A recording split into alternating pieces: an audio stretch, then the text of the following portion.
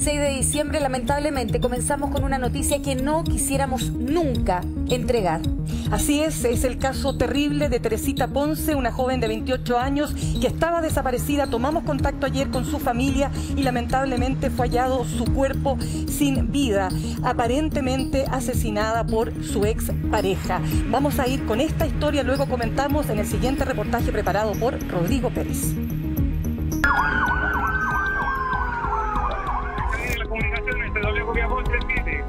Devolvió Copiapó, repito, contra el tránsito.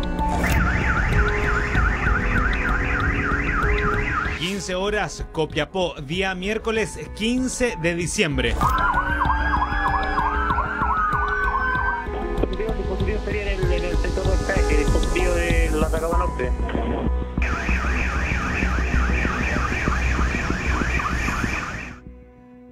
En el auto gris, el cuerpo de Teresita estaba desaparecida. Al volante, el conductor fallecido, su pareja, del que todos sospechaban, se había quitado la vida al verse acorralado por la policía.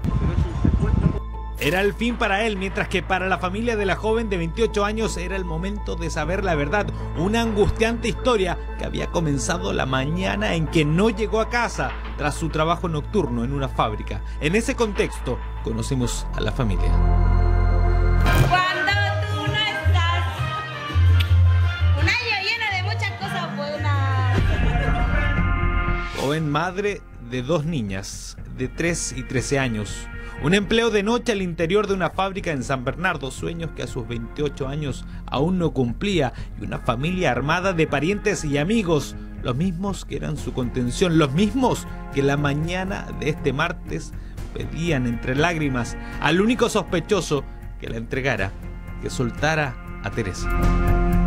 Porque ayer la familia me fue a avisar que él se había fugado a la hora que mi hija se desapareció. La familia de él. La familia de él, la mamá y el papá me fueron a avisar a mi negocio y yo dejé todo tirado porque lo más importante es mi hija, ¿Pero por qué la familia dirigía sin dudar sus sospechas hacia la pareja? ¿Quién era el hombre que podría tener a Teresa contra su voluntad? ¿Y se entera usted que estaba cumpliendo una condena por un delito muy grave? Grave, de homicidio, 12 años, hizo una condena por 12 años, femicidio, que mató a su polola por celo. Y de eso se enteró ahora. Me enteré ayer, fue siempre. Gentil, atento y respetuoso, nunca nadie pudo haber sospechado. Una historia ocultó, una que lo tenía tras las rejas por haber asesinado a su expareja en febrero de 2012. De eso nadie sabía, al menos hasta que desapareció Teresa. Entonces todo quedaría al descubierto. ¿Por qué todos sospechan de él? Porque una persona no va a perder sus beneficios, va a salir pronto en unos meses, no va a escaparse. Es un psicópata.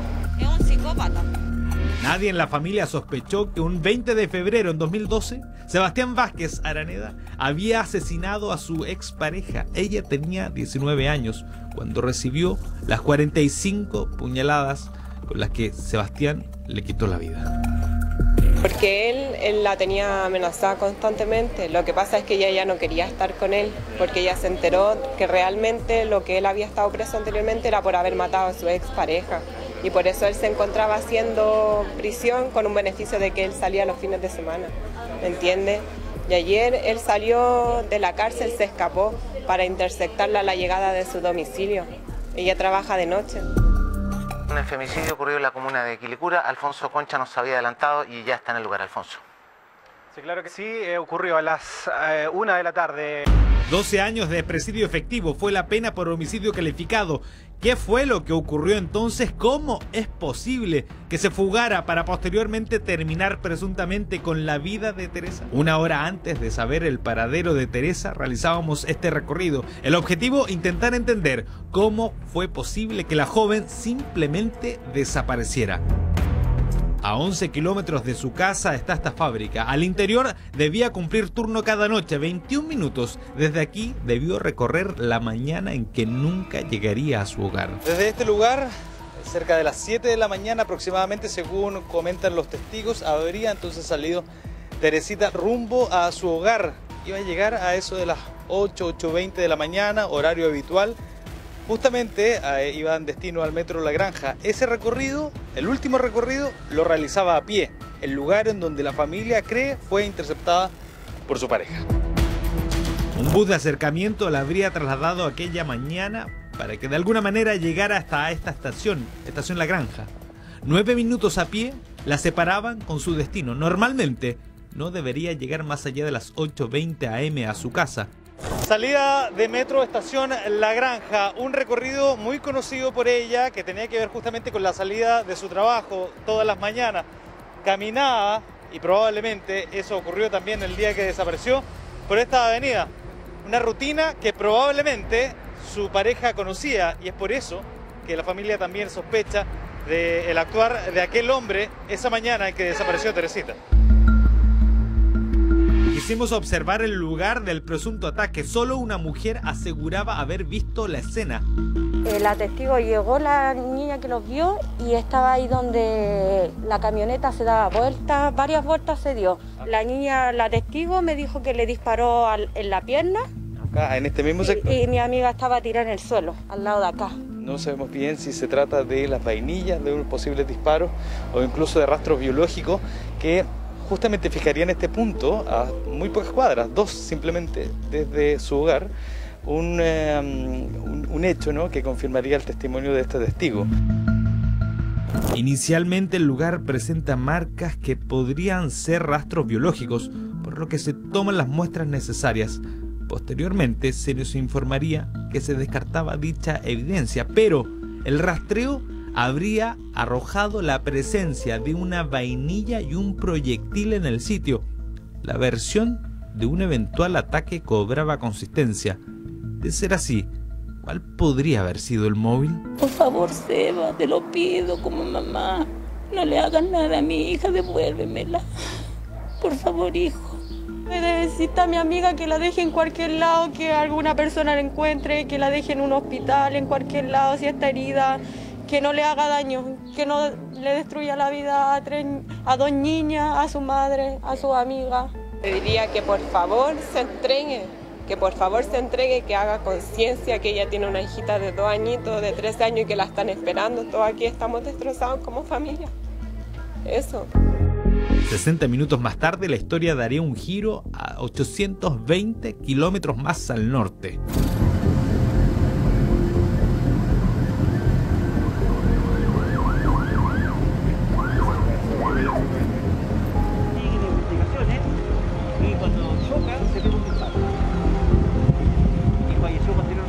La fiscal Andrea Díaz y este fiscal jefe estamos investigando un delito de secuestro con homicidio de un hombre de 31 años a una mujer joven de 28 años, que concluyó en esta ciudad con un presunto, y es lo que investigamos, suicidio del secuestrador y homicida. Eludiendo los controles policiales que había dispuesto Carabineros, se inició una persecución policial, por lo que Sebastián habría sacado un arma de fuego, quitándose la vida mientras aún el auto estaba en movimiento.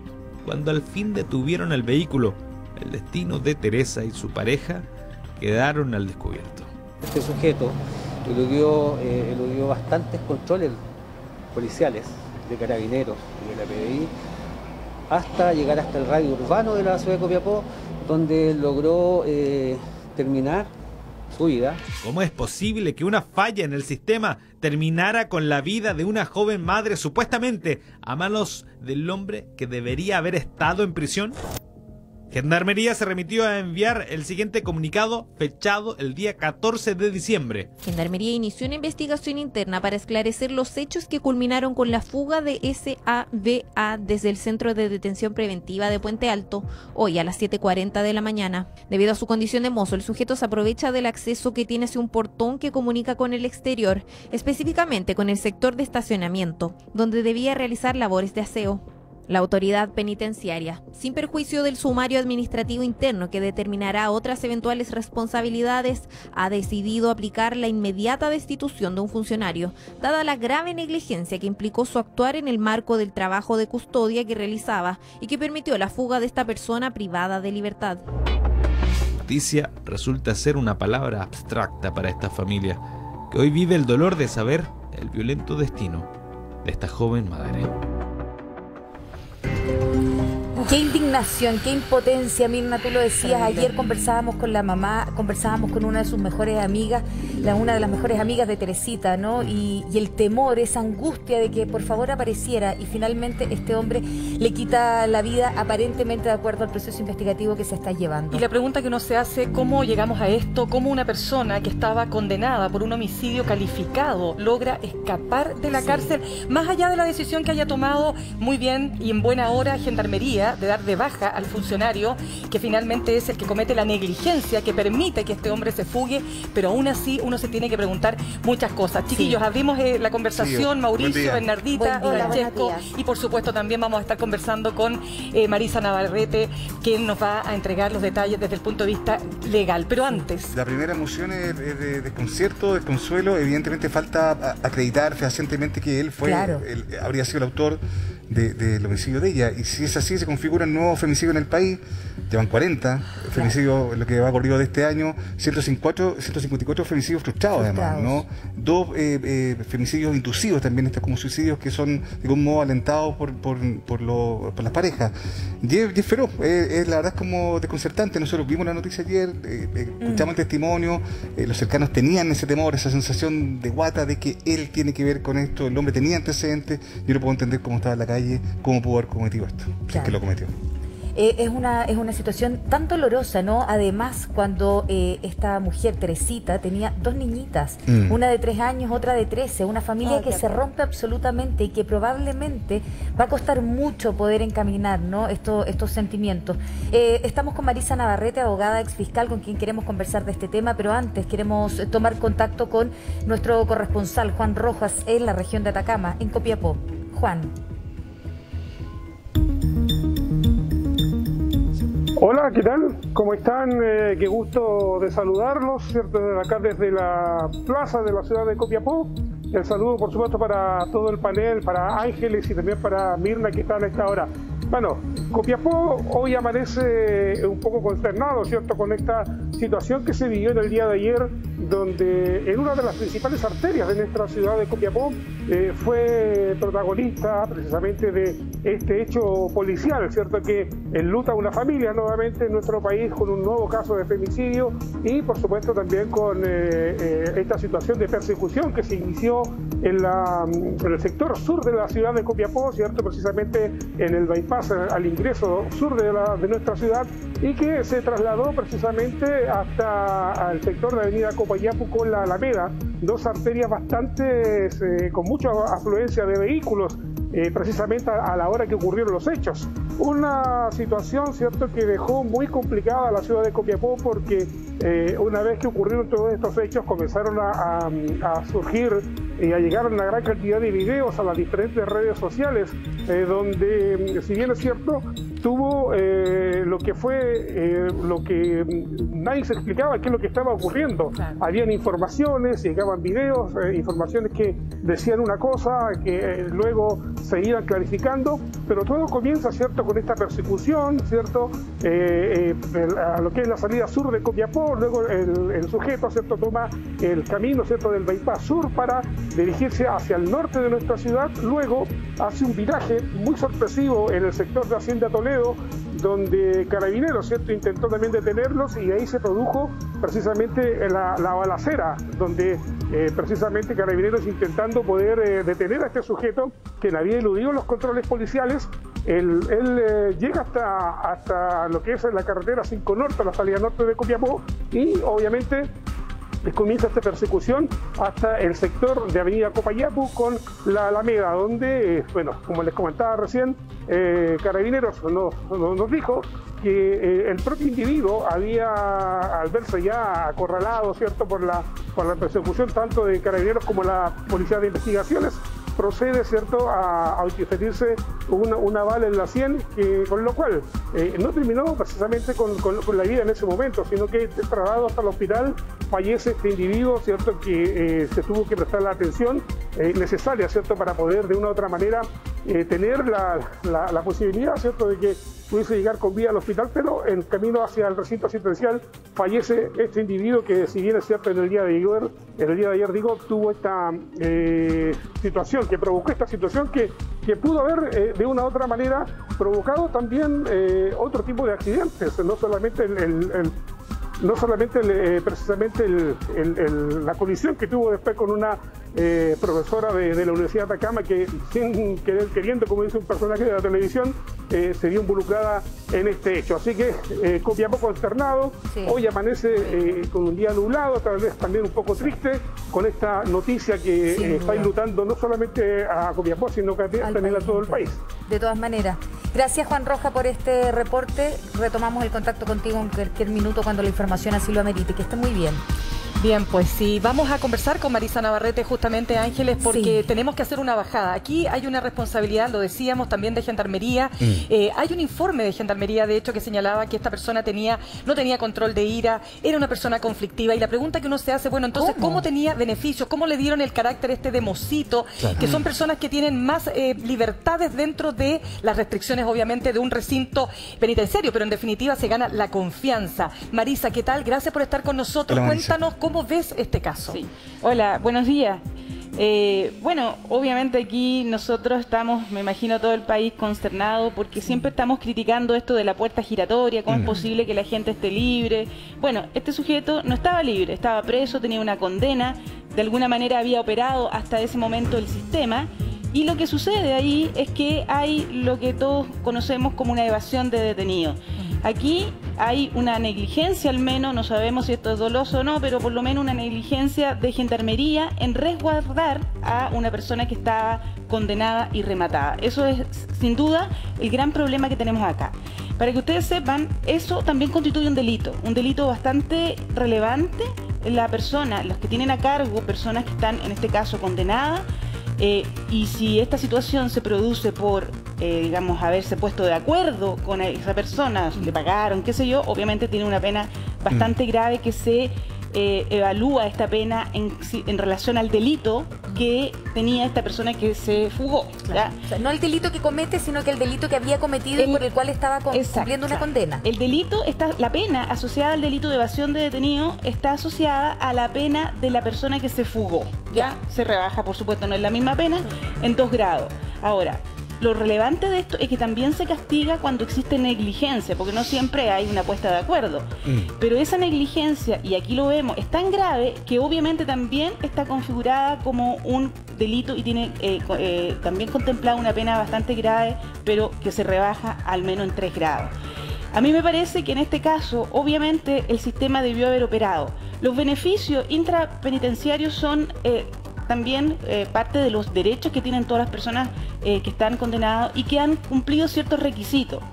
En este caso, lo que ha trascendido, no conocemos más ahora el detalle, es que esta persona habría tenido buena conducta. Entonces, eso le dio derecho a tener ciertas libertades. Sin embargo, eso obviamente no amerita que Gendarmería no haya tenido las medidas adecuadas para resguardar, sobre todo con el perfil que tenía este sujeto. Imagínate que comete el mismo delito en contra de una mujer. Un doble femicida, ¿qué buena conducta puede tener? Así es. Y aquí también es relevante la otra parte. Entiendo yo, esa parte no he alcanzado a escuchar bien las noticias, que tenía algunas amenazas respecto de este sujeto anteriores. Y si es así, bueno, aquí hay que operar con este sistema. Si el sujeto se fugó, había una amenaza previa, es evidente que había que adoptar medidas de protección respecto a una persona que tenía amenazas previas por un sujeto que se fue de la cárcel. Además, pero perdona Marisa, te interrumpo ahí un segundito, disculpa Bernardita, lo que dice la familia es que ellos no tenían idea que el hombre estaba condenado por homicidio de partida y que es la familia del condenado el que llega a la casa de Teresita Ponce a darles cuenta de que está en peligro, que está en peligro porque su familiar había sido condenado por este homicidio y por lo tanto tenía características muy violentas. Sí, Bernardita, perdona que te interrumpí. No, está bien. Lo que pasa es que hay varias cosas para analizar aquí. A ver, partamos por ¿hasta cuándo no vamos a poder andar tranquilas? Partamos por ahí. O sea, estamos hablando de un tipo que hace 12 años, menos de 12 años, mató a una joven de 19. Sí, ¿ok? Claro. Cumplía 12 años de condena. Se le premia Y de una manera súper se le premia con este tipo de salidas por buen comportamiento. Estamos frente a un doble posible, lo voy a decir, posible doble femicidio.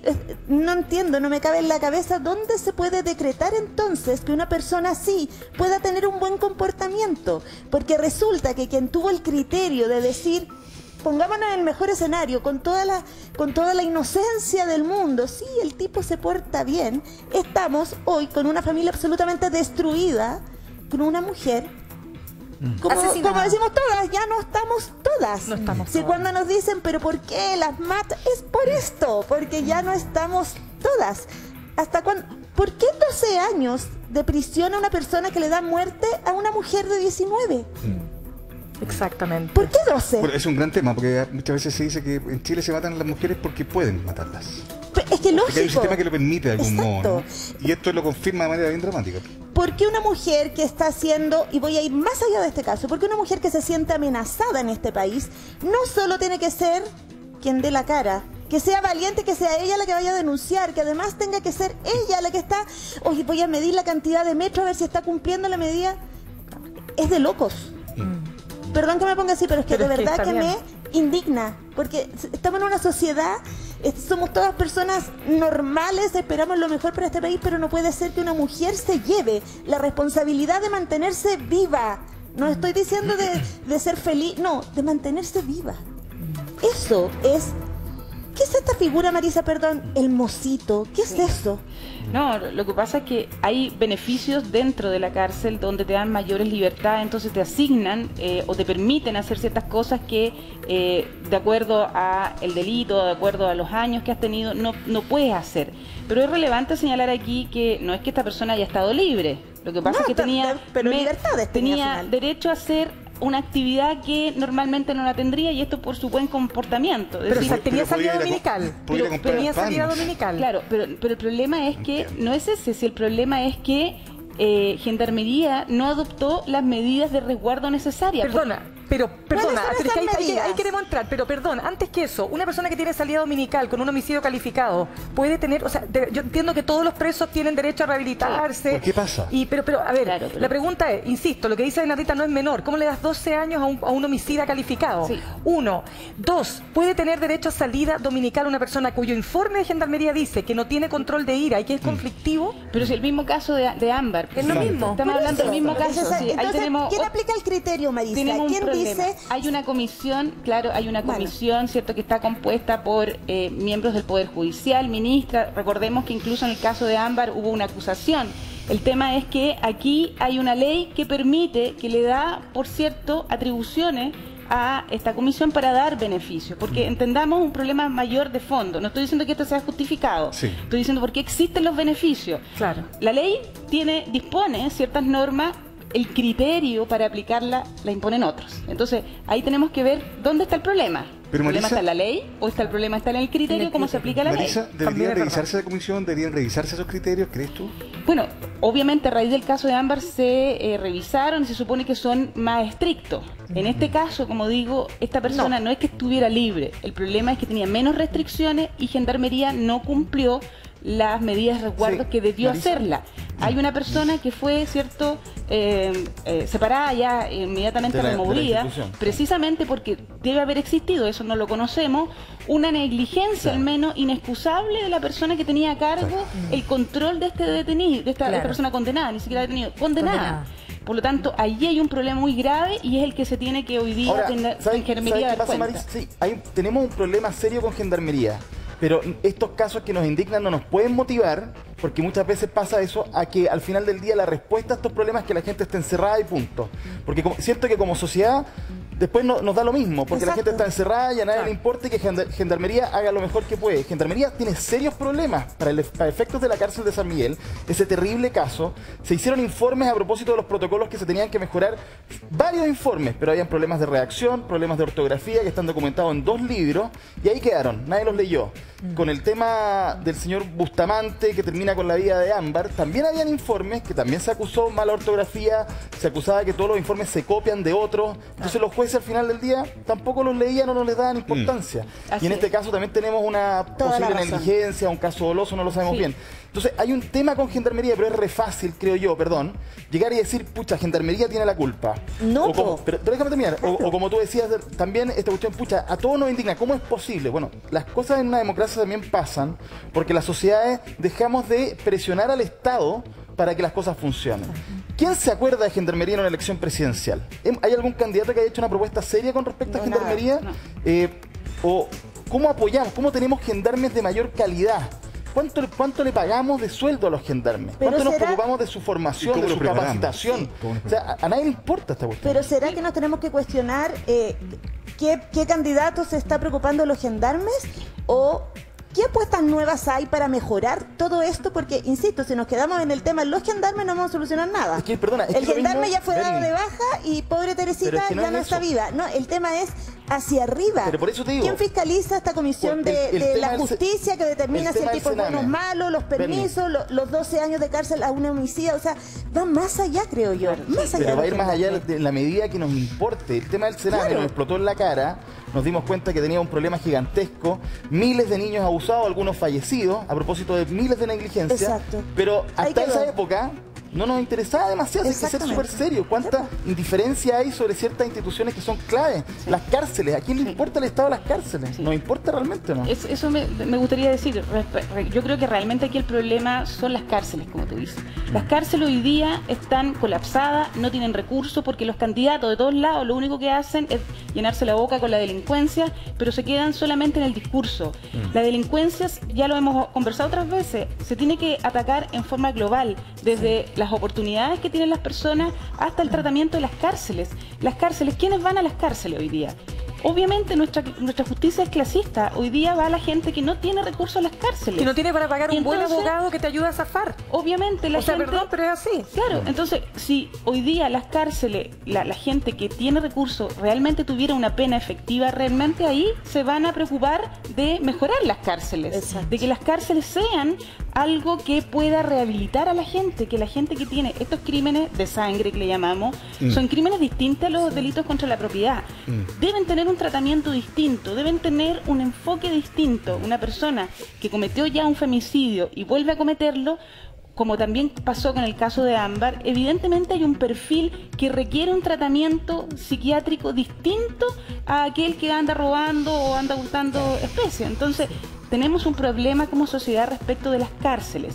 Pensando en ese problema es que se han establecido estos beneficios, porque la respuesta no puede ser meter a todos a la cárcel, porque no daríamos abasto, así de simple. Y porque no resolveríamos el problema de fondo. No lo resolveríamos. Entonces, las medidas que se tienen que tomar de la delincuencia son otras, no el discurso, no el miedo. Aquí lo que tenemos que hacer es un trabajo como país, desde el chico que está en el Sename o en el centro que esté. Recuerden ustedes el caso del Tila, ¿se acuerdan el caso del Tila? El otro día se cumplía no sé cuántos años. Ese caso es un caso dramático, un niño que fue abusado, fue maltratado desde chico, luego fue a los centros del Sename, también fue abusado en los centros del Sename. Entonces, el tema es que nada ha cambiado, y no solo un tema de los candidatos, también de la autoridad, digamos. Este tema está sobrediagnosticado, lo que dice Francisco es la pura verdad. El tema, no sé si es que no esté presente en la discusión de los candidatos, ha estado presente en la autoridad hace mucho tiempo, ¿no?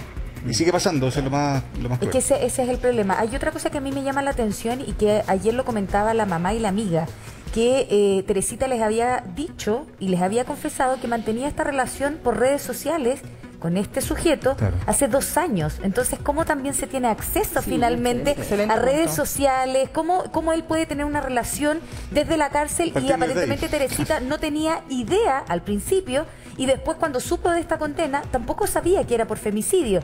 Bueno, nosotros hablamos con Gendarmería, acá está parte de la declaración de el coronel Sebastián Urra. Tras la fuga protagonizada por el interno Sebastián Vázquez Arneda, con el trágico desenlace que se produjo tras sí, Gendarmería de Chile lamenta profundamente el hecho suscitado. Por otra parte, la autoridad penitenciaria, más allá de lo que pueda determinar el sumario administrativo que se encuentra actualmente en curso, aplicó la medida de destitución de forma inmediata. Esto por el negligente y extremo actuar del funcionario que permitió a través del portón el acceso del interno para propiciar la fuga hacia el exterior. El interno Vázquez Aranea cumplía condena de 12 años, de los cuales llevaba 9 años efectivos. A contar del mes de julio, se encontraba haciendo uso de beneficio penitenciario. Este martes, a eso de las 7:40 horas, tras producida la fuga, se dio cuenta del hecho al Ministerio Público, al Tribunal de Garantía y a Carabineros de Chile. En fin, ¿qué decir con esto? Nos queda como una gran descripción, está bien, es lo que tiene que contestar Gendarmería, uno diría, pero aquí hay un tema muchísimo más de fondo. Marisa Navarrete, de nuevo, se pone en entredicho todo lo que señalaba también Francesco, cómo está funcionando nuestro sistema penitenciario. Efectivamente, no son los gendarmes los únicos responsables, esta es una sumatoria de cosas, pero yo quiero quedarme con las palabras de Bernardita Cruz. De verdad, Bernardita, se me paran los pelos cuando te escucho, porque no es posible que seamos las mujeres las que al final tenemos que cuidarnos solas, porque el sistema no funciona. Marisa. Claro, bueno, como decíamos, este es un caso dramático y claro, hay un problema de fondo aquí de los femicidios de las mujeres, hay un problema aquí de control de impulso claramente, porque estos hechos no solamente se repiten por un sujeto que, imagínate, sale de la cárcel solamente, probablemente a darle no es un robo, no es un asalto, claro, es un tipo que ya mató a una persona y hoy mató. Y tenía probablemente la obsesión con ella y la termina asesinando. Si es que se comprueba que efectivamente fue él. Homicidios y no de robos nomás. Muy breve, en el testimonio ayer de la amiga, las señales, otra dimensión de estos temas, ¿no? La amiga decía que le había dicho, ¿no? Como, oye, ojo, medio celópata, te está cuestionando cuando cómo iba estás a bailar, vestida. claro. Son señales que yo creo que hay que tratar de recoger y tomar en serio. Exacto. Atención a todas las, hay que estar atentas a todas esas señales porque pueden marcar la diferencia. Y escuchar a las personas que están alrededor, generalmente los violentos, los abusadores de mujeres, generalmente lo que hacen es aislar a la víctima de su entorno. Hay que estar muy cerca de quienes te quieren, de tus amigas, de tus familiares, de tu madre, de tu padre, de tus hermanos, porque todos ellos de alguna manera pueden ser capaces de detectar si efectivamente está siendo víctima de un abuso o de un potencial intento de femicidio. Marisa Navarrete, te damos las gracias por estar con nosotros esta mañana. Gracias a ustedes. Gracias, Marisa, que estés muy bien. Buen día. 8 de la mañana con 33.